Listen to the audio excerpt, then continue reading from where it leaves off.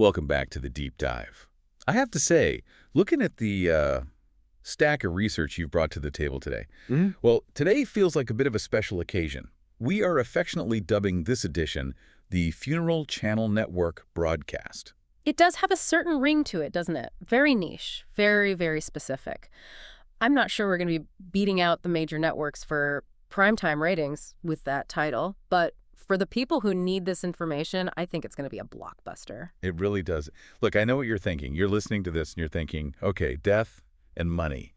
Two things that, generally clear out a dinner party faster than a fire alarm. Oh, for sure. If you want to make everyone uncomfortable at Thanksgiving, just tap your glass and say, so who is paying for my casket? It is the ultimate conversation stopper. It triggers that immediate fight or flight response in almost everyone. We are just, I think, wired to avoid it. Yeah. Evolutionarily speaking, staring at our own mortality isn't exactly a survival trait, so we just look away. Exactly. But here is the thing, and this is why we are doing this today. We are framing this differently. We aren't here to be morbid. We're not trying to bring down your mood or make you think about your mortality in a sad, heavy way. We are framing this as the absolute pinnacle of adulting.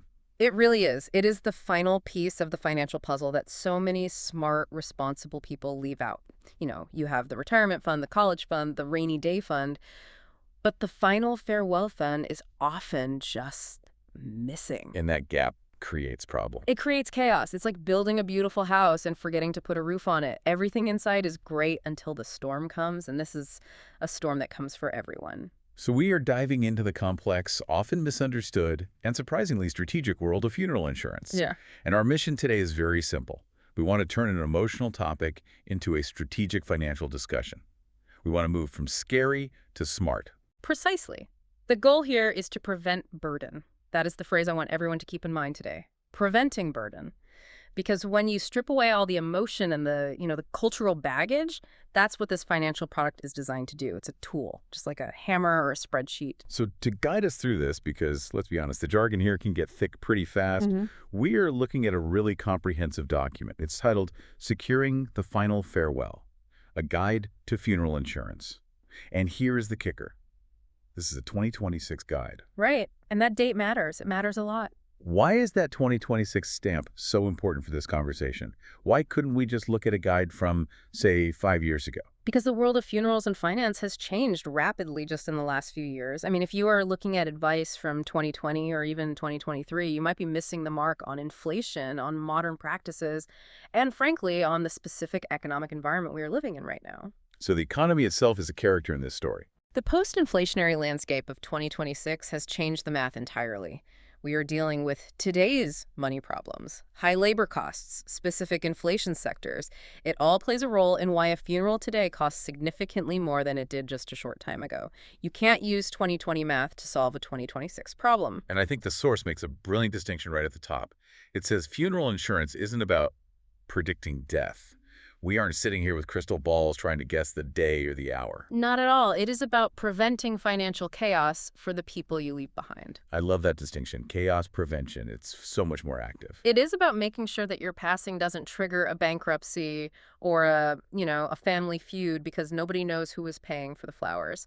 It's about allowing your family to grieve rather than panic. It's about preserving their memories of you, not tarnishing them with financial stress. And I promise you, listener, I am going to keep this jargon free. I will be the one asking, okay, but what does that actually mean in English? Because I read through this source and there are words like adjudication and underwriting and graded benefit. And my job is to point out the gotchas, because let me tell you, in the insurance world, the devil is absolutely in the fine print. And in 2026, the marketing is slicker than ever. You really need a guide to cut through all that noise. Okay, let's unpack this. Let's start with the reality of the situation. Section 1. The reality of dying in 2026. It sounds bleak, but stick with us. We have to look at the numbers first. We have to talk about the money, the financial landscape of funerals right now. Yeah. It is not just about buying a casket anymore, is it? No, not at all. And this is where that 2026 perspective is so crucial. We have seen steady inflation across the board, obviously. We feel it at the grocery store, we feel it at the gas pump. But the funeral industry has been hit particularly hard by rising labor costs and facility fees. Can we dig into that a little? Why is a funeral home more expensive to run? I think we assume they just have a building and, that's it. Well, think about it. It's a physical facility. It needs heating, cooling, maintenance utilities have gone up everywhere, land taxes have gone up. But the big one is labor. The people who prepare the body, the people who direct the service, the drivers, the administrative staff who handle all the paperwork, their wages have gone up significantly in the last 3 years to keep up with the cost of living. So it's not just a matter of choice, it's a necessity. Exactly. And that cost gets passed directly to the consumer. It has to. You also have regulatory compliance. The environmental regulations around cremation and burial have tightened in the last few years, and complying with that costs a lot of money. What sort of regulations are we talking about? Things like upgrading filtration systems for crematoriums to meet 2026 green standards, for example, or water management around burial sites. That is a capital expense that shows up on your invoice. It's a real cost. So give us the sticker shock. What are we talking about for a traditional burial in 2026?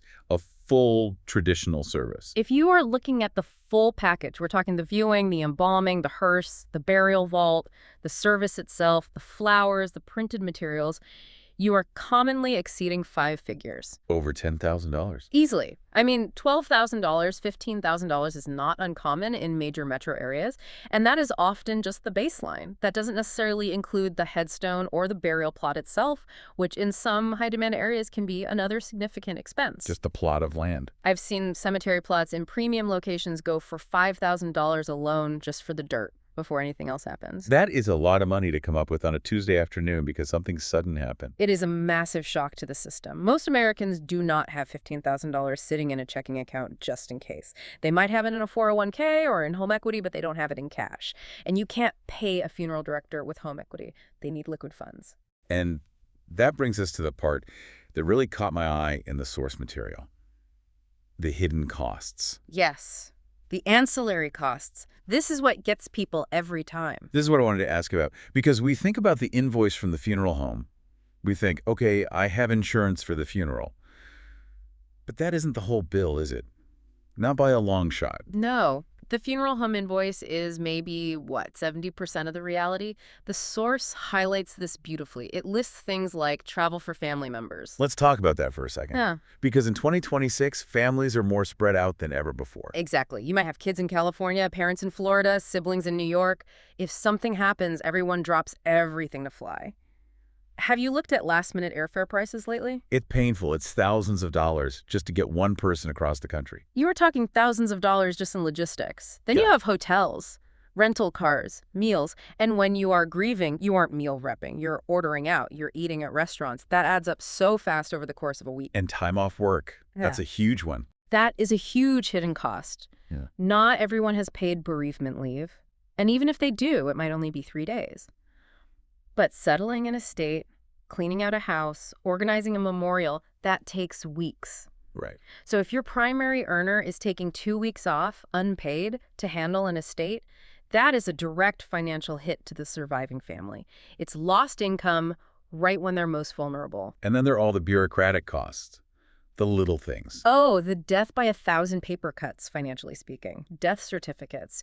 You need multiple certified copies. One for the bank, one for the insurance company, one for the title company, one for the credit card companies. They cost money. They charge for each one. Yes. And legal filings for the will. Probate court fees. It just keeps adding up. Even things like memorial stationery. Like the programs. The programs, the thank you cards, the postage. It sounds small, but when you add it all up, printing 200 high-quality programs, you can easily add another few hundred or even $1,000 to the tab. And here is the key insight I pulled from the reading. Funeral insurance covers the service, but it often does not cover these life disruption costs explicitly. Or I guess people don't factor them into the coverage amount they buy. Exactly. If you buy a policy that exactly covers the funeral home bill, let's say a $10,000 policy for a $10,000 funeral, your family is effectively taking a loss because they are paying out of pocket for the flights and the food and the time off. That is such a good tip. You need to pad the numbers. You have to pad the numbers. Don't just aim for the casket price. Aim for the life disruption price. Calculate the cost of the chaos, not just the cost of the coffin. Now let's talk about how funerals themselves are changing. Because it's not just burial versus cremation anymore. The source talks about hybrid services. Yes, this is the modern reality. We have entered the era of the hybrid service. That sounds like a car. Or like a work-from-home schedule. In a way, it is. It's about blending the physical and the digital. The last few years have really solidified this trend. You have the traditional elements, maybe a small gathering at a graveside or a chapel, but then you have these digital memorials. Like what, specifically? Live streaming the service. This became huge a few years ago, and it never went away. It allows people who can't travel, maybe due to cost or health, to be part of the service in real time. But a high-quality live stream isn't just someone holding up an iPhone on a shaky connection. Right. It requires technology, multiple cameras, good microphones, maybe someone to run the stream so it doesn't cut out. That's a service fee from the funeral home or a third-party vendor. And what else? Personalized keepsakes. Produced video tributes that are professionally edited with music and photos. Digital guest books that are hosted online for perpetuity, not just a book on a table. So it's almost like a production. You're producing a small media event. It is. And the problem is, some older, more rigid insurance policies don't account for this. They might be defined very strictly. They might say, we pay for a casket, a hearse, and embalming. But they don't say, we pay for the videographer and the digital server hosting fees. So if you have a policy that is too narrow, you might be stuck paying for all the modern stuff out of pocket, even though you thought you were covered. Precisely. Flexibility is absolutely key in the modern landscape. You want a policy that says, here is cash, use it for whatever the funeral looks like in 2026, not here is a voucher for a hearse from 1995. That is a critical distinction. Okay, so we know it's expensive, we know it's complicated, we know there are hidden costs. So let's pivot to the solution. Section 2. What is funeral insurance? Actually. Let's define the product, because there is so much confusion here, and the marketing doesn't always help. It seems like it goes by a dozen names. I see burial insurance, final expense insurance. Are these all the same thing? Effectively, yes.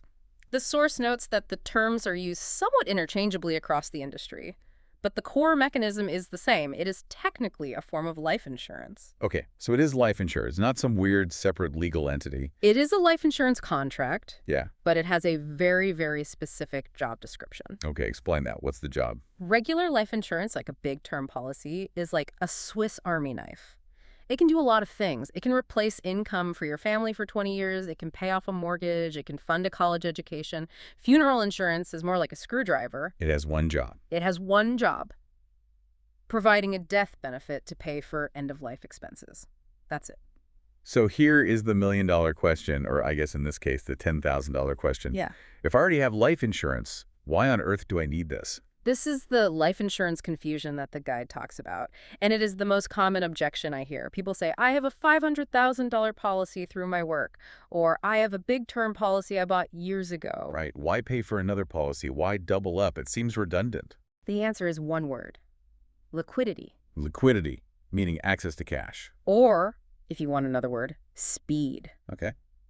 Walk me through that. Big life insurance policies, those income replacement policies, are often tied up in estate planning. They take time to settle. The insurance company has to investigate the claim.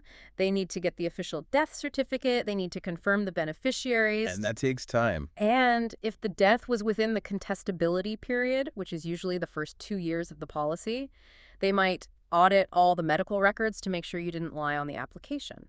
And how long does that process take? Weeks. It can take weeks, sometimes months. I've seen large policies take 6 months to pay out if there was any question about the cause of death or the paperwork wasn't perfect. But the funeral home wants their money. When? Yesterday, or at least they want a significant deposit, often 50% or more, before they even schedule the service. They are a business. They have costs to cover immediately. They cannot wait 6 months for your term life policy to clear. Oh, wow. So you could have $500,000 coming eventually, but be completely broke on the day of the funeral. Exactly. You are asset rich, cash poor in that moment. And that is where families get into trouble. They have to put it on high interest credit cards or raid their retirement savings or, start a GoFundMe while they wait for the big policy to pay out. So funeral insurance is the bridge. It fills that gap. It's the cash on hand. The analogy I like to use, and the source alludes to this, is that life insurance is the mortgage payoff. It's the big picture. Funeral insurance is the emergency fund. It is designed for speed. Claims are often paid in days, not months. That makes total sense. It's the immediate crisis money. Right. And the other big difference is accessibility. Meaning who can actually get it. Yes. If you are 75 years old and have high blood pressure and diabetes, try getting a new $1 million term life policy. Good luck with that. You're going to go through a full medical exam? Blood tests? It's not happening. or it will cost an absolute fortune. Funeral insurance is designed with simplified underwriting. That means lower coverage amounts, usually just a few thousand, up to maybe $25,000 or $30,000, and much easier health requirements. So it's easier to get, faster to pay out, but it's for a much smaller, more specific amount. Perfect summary. It is a specific tool for a specific job. You wouldn't use a sledgehammer to hang a picture frame. Okay, so let's say I'm sold on the idea, I want to prevent burden. I look at the menu of options, and wow, it is a big menu. Section 3, the menu of options. So this is where we need to get into the weeds. Because picking the wrong type here can actually cost you more than the funeral itself, or just not work when you need it to. The source breaks this down into 4 main buckets, and they are very different animals. Let's break them down one by one. First up, simplified issue funeral insurance. This is the middle ground. It's probably the most common type for people who are in okay health. Why do you call it the middle ground? Because it sits right between a full medical exam and no questions asked. With simplified issue, you do not have to have a nurse come to your house and take blood. There is no urine test. You don't have to get on a scale. That's a huge plus. Nobody likes the nurse visit. Huge plus, it's less invasive and it's much faster. However, there are health questions on the application. They will ask about your medical history. Have you had a heart attack in the last 2 years? Do you smoke? Do you have cancer? Have you been hospitalized recently? So you can be rejected for this type of policy. You can. If you have a serious recent condition, they might say no. But if you are in reasonably stable health, maybe you manage high blood pressure with meds, but you're generally okay, approval is very fast, and the coverage starts quickly, usually right away. What's the downside? There's always a downside. Cost efficiency. Because they aren't checking you as thoroughly as they would for a big policy, they assume a slightly higher risk. So the premiums, the amount you pay per month, are higher per dollar of coverage than a fully underwritten policy. So you're paying for the convenience of skipping the exam. Exactly. You're paying a convenience fee, essentially. This is the target product for people who are generally okay but maybe don't want the hassle or have some minor issues that make a big policy annoying to get. It's fast, it's relatively easy, but it's not the absolute cheapest option per dollar. Okay, next on the list, and this one sounds very inviting. Guaranteed issue funeral insurance. Ah, yes. The safety net. Or what the ads on TV promise. Guaranteed sounds great. Does that mean what I think it means? No matter what. It means exactly that. No health questions asked. None. You could be in the hospital and you can theoretically buy this policy. They will not ask you a single thing about your health. That sounds too good to be true. I mean, if I'm an insurance company, why would I insure someone who is clearly sick? It's a terrible business model. Because you are going to charge them a very high premium and you are going to protect yourself with the catch. Okay, here we go. What's the catch? The catch is the graded benefit period. Graded benefit period. Okay, this sounds like the most important term of the day. Unpack that for me.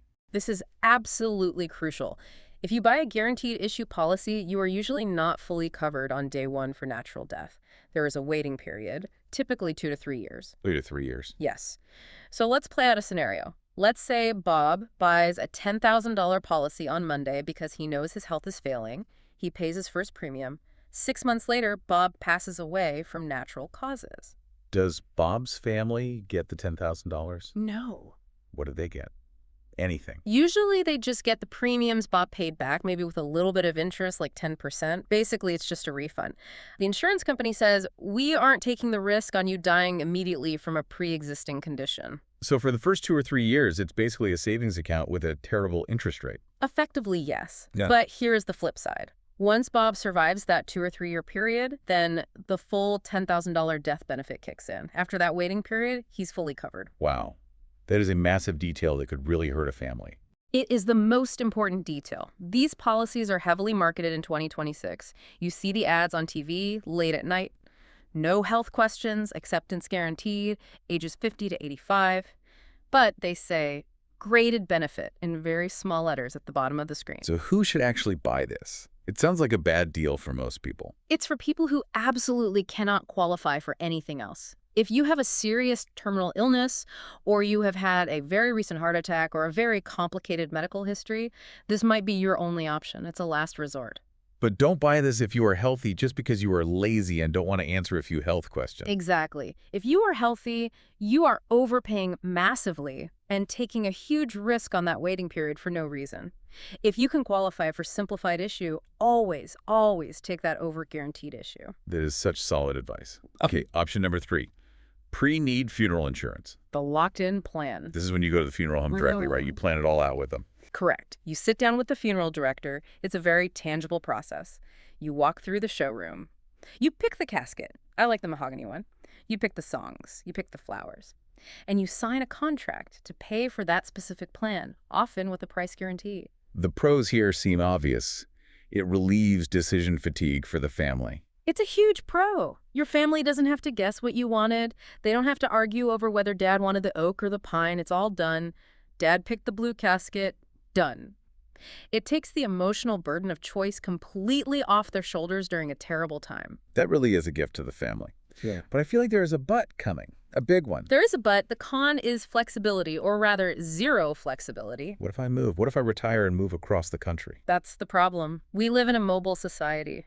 If you buy a pre-need plan in Ohio when you are 60, and then you retire to Florida at 70 and pass away there, getting that money transferred from the Ohio funeral home to a Florida funeral home can be a nightmare. Can you even do it?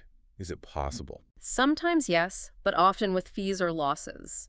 Or the policy might be non-transferable. You might essentially lose the money or only get a portion of it back. You have to read that contract incredibly carefully. Or what if the funeral home goes out of business? Or it gets bought by a large conglomerate. This is happening a lot in 2026. Local family-owned funeral homes are being bought up by massive chains. The new owners might not honor the old pricing, or the guaranteed price you locked in might have loopholes. They might switch suppliers and say, we don't carry that casket anymore. You have to pay the difference for this new, more expensive one. The source says that in modern planning, many families prefer policies that allow them to separate financial funding from service selection. This seems to be the core issue. Right. Keep the cash in your control, not the funeral homes. It preserves choice for the survivors at the time of need. Okay, last one on the menu, final expense life insurance. I'd call this the flexible option. And this is technically whole life insurance, right? Just a smaller version. Yes. It's a small, whole life policy. The key features are that it builds a little bit of cash value over time. The premiums are fixed, they never go up as you get older, and as long as you pay, it stays in force for your whole life. And the big benefit here is what you can use it for. Yes. That's the beauty. It's just cash. The insurance company cuts a check to your beneficiary. That beneficiary can then use it to pay the funeral home. But if there is money left over, they can keep it. They can pay off your final utility bills. They can use it for travel costs. They can throw a big celebration of life party. So it gives you the most options and control. In 2026, this is often the gold standard for people who want certainty but don't want to be tied to a specific funeral home. It allows your family to shop around at the time of need rather than being locked into a contract you signed 20 years ago. Okay, so we have the menu, we've picked our policy. Now let's talk about what happens when the time actually comes. Section 4. The mechanics of the payout. How the money actually moves. Because this is where the stress happens. This is the practical side. I think there is a big misconception here.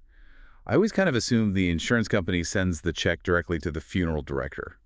You know, like how your health insurance pays the doctor. Nope. In most cases, the check goes to the beneficiary.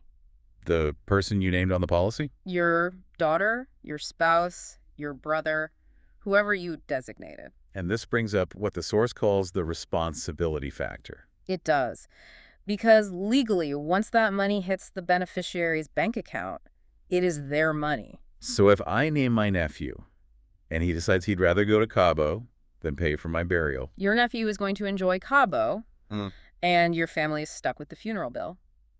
There is no legal requirement for the beneficiary to spend that life insurance money on the funeral unless you have set up a specific trust, which most people don't do for these small amounts. Yikes. So you really, really need to trust this person. You have to choose someone responsible, someone who understands that this money has a job to do.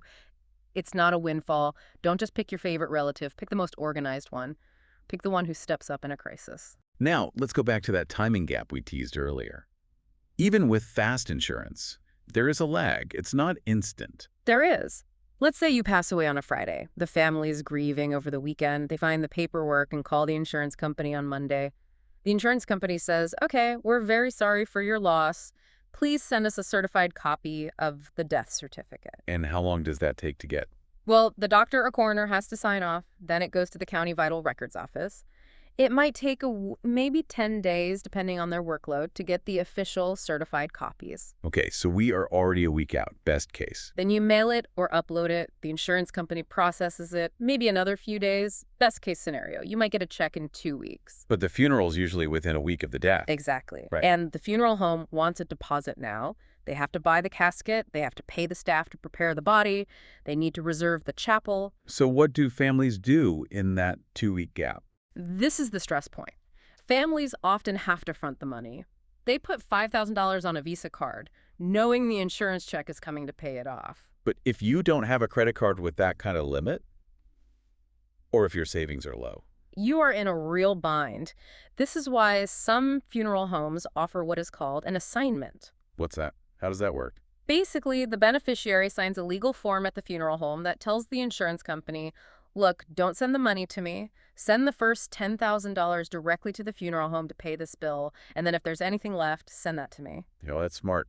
That cuts out the middleman and the waiting period for the family. It does. It essentially uses the policy as collateral. Mm-hmm. The funeral home will call the insurance company to verify the policy is valid and enforce, and then they accept the assignment in lieu of cash. But do all funeral homes do this? No, not every insurance company allows it, and not every funeral home accepts it. Some funeral homes have been burned by policies that didn't pay out, maybe because of that contestability period we mentioned, so they have a strict policy. Cash or credit upfront, no exceptions. That is a crucial question to ask. Do you accept insurance assignment?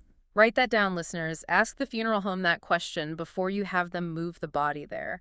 It can save you a massive headache and thousands of dollars in credit card interest. Now, another mechanic we have to discuss is the silent killer of wealth, inflation risk. The silent erosion. This is the part people forget over the long term. We talked about costs rising. But this applies to the policy benefit, too, which is fixed. Right. If you buy a $10,000 policy today in 2026, that $10,000 covers a nice funeral.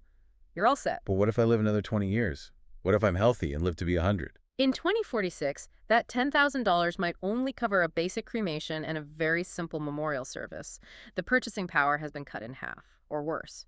Think about what $10,000 bought in 2006 versus 2026. It's a huge difference. Because the benefit amount is fixed. It doesn't grow with inflation usually. Correct.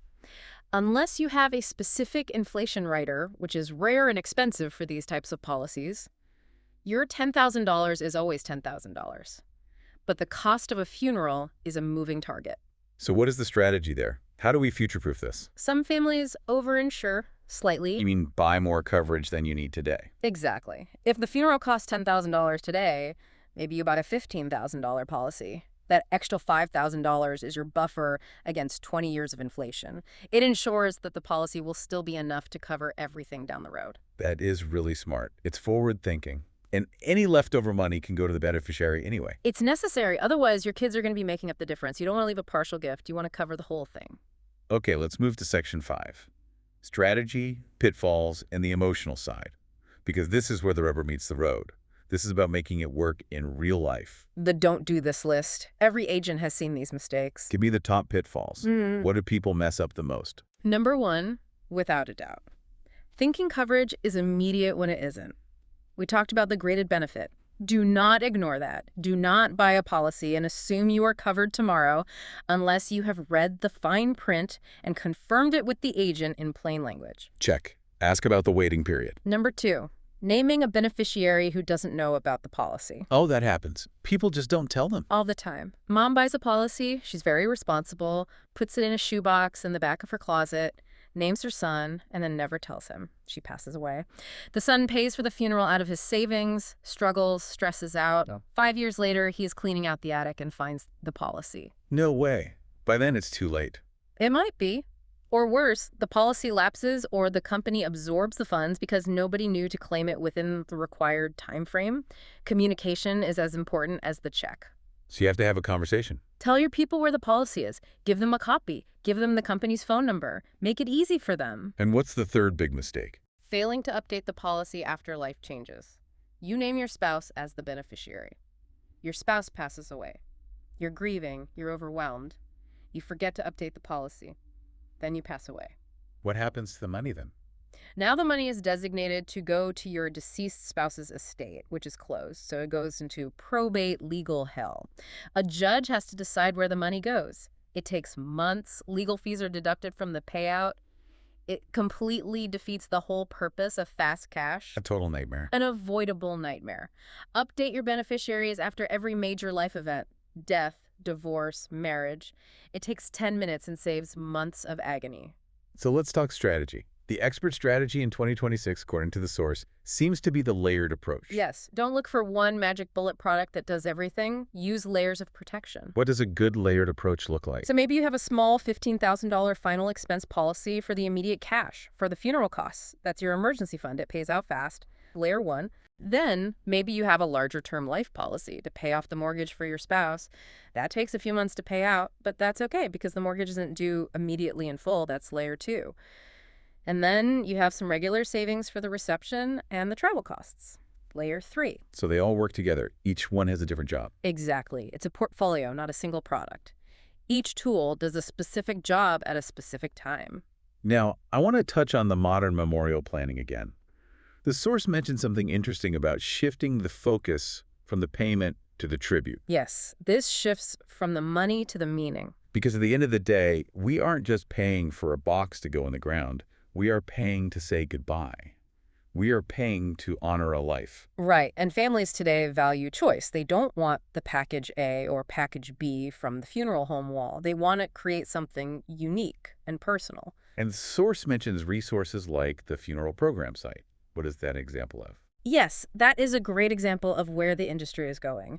It emphasizes flexibility. It's about creating meaningful tributes, custom programs, prayer cards, keepsakes, digital memories, rather than just buying a rigid preset package from one vendor. So instead of the funeral director saying, here's the standard religious program we use, you can go online and design something that actually looks and feels like your dad. Something with his favorite colors, his photos from his life, his favorite quotes. Exactly, something that reflects his personality. And if your insurance money is flexible, like from a final expense policy, you have the cash to go to a site like that and pay for the high-quality, personalized tribute, rather than being stuck with the generic one the funeral home offers as part of their package. That is a really empowering way to look at it. The money gives you the freedom to customize the goodbye. That's the so what of this whole deep dive. The insurance isn't just about paying bills. It's about buying the freedom to grieve the way you want to, without financial constraints dictating your choices. And that leads us to the final and maybe the hardest part, the conversation. The talk. The one nobody wants to have. How do you bring this up without ruining Sunday dinner? How do you tell your parents, hey, let's talk about your funeral insurance? Or how do you tell your kids about your own plans? You have to reframe it. You have to take the death out of the center of the conversation and put love in the center. How so? What does that sound like? It's not morbid. It's an act of care. It's a logistical act of love. I like that. A logistical act of love. You say, Mom, Dad, I love you, and the last thing I want is to be scrambling and stressed when something happens. I want to be able to just grieve and remember you. Can we talk about this so I know what your wishes are? So it's about honoring them, not anticipating their death. Or if you're talking to your kids, you say, I love you too much to leave you with a mess. It changes the whole dynamic. It communicates, I have handled this, so you don't have to. It's about protection, not prediction. It's the ultimate parting gift, really. Peace of mind. It truly is. When the time comes, the family should be hugging each other and sharing stories, not arguing with a funeral director about credit card limits. That is the gift you are buying with this policy. All right, we have covered a massive amount of ground. This has been incredibly detailed. Let's head into the outro and recap. Let's do it. Let's boil it down. So we have 4 main types. We have simplified issue, which is fast but a bit pricey. We have guaranteed issue, which is the safety net, but you have to watch out for that waiting period. You need one. Then pre-need, which is locked in but totally rigid. And finally, final expense, which is basically flexible cash for your family. Spot on. That's the landscape. And the golden rule. If there's one thing to remember, Read the fine print regarding waiting periods. If you take nothing else away from this today, ask about the graded benefit. Do not get caught by that trap. now you promised us a checklist, a rapid-fire list of questions to ask a provider before we sign on the dotted line. Okay, Get your pens ready, or just remember these. If you are sitting across from an agent or looking at a website, here are the 4 questions you absolutely must ask. Yeah. 1. What is the total cost versus the benefit? If you live to be 100, will you have paid $20,000 in premiums for a $10,000 policy? Do the math on the worst-case scenario. Sometimes the math just doesn't work. Good one. The break-even point. 2. Is there a graded benefit period? We beat this horse, but ask it directly. If I die in year 1 from a sickness, what exactly does my family get? Get it in writing. Crucial. 3. Who controls the funds? Does the check go to my daughter, or is it irrevocably assigned to a funeral home? Know the flow of the money and who is in charge. Right. Control question. And 4, can it be transferred? If I move to Arizona, does this policy come with me? Is it portable? Or am I stuck with a plan in a state I no longer live in? If you ask those 4 questions, you are smarter than 99% of the buyers out there. Absolutely. You become an informed consumer in a very confusing market. So, here is the final provocative thought I want to leave you with today. We spend decades planning for retirement. We obsess over our 401ks, we check the stock market, we dream about the beach house, we plan for the life we hope to have. Right. We plan for the best-case scenario for decades. But we often spend 0 time planning for the one event that is 100% guaranteed. The only certainty in life, as they say. Is avoiding an awkward 20-minute conversation with your family worth the price they will pay later? Is your discomfort today worth their chaos tomorrow? That is the question. And I think once you frame it that way, the answer is obvious. The cost of silence is just too high. It really is. Thank you for joining us on this deep dive into the funeral channel of financial planning. It's not the most fun channel, I'll admit, but it might be the most important one you tune into this year. Planning for peace of mind. That's really what it's all about. We will see you next time. Take care of yourselves and each other. Goodbye.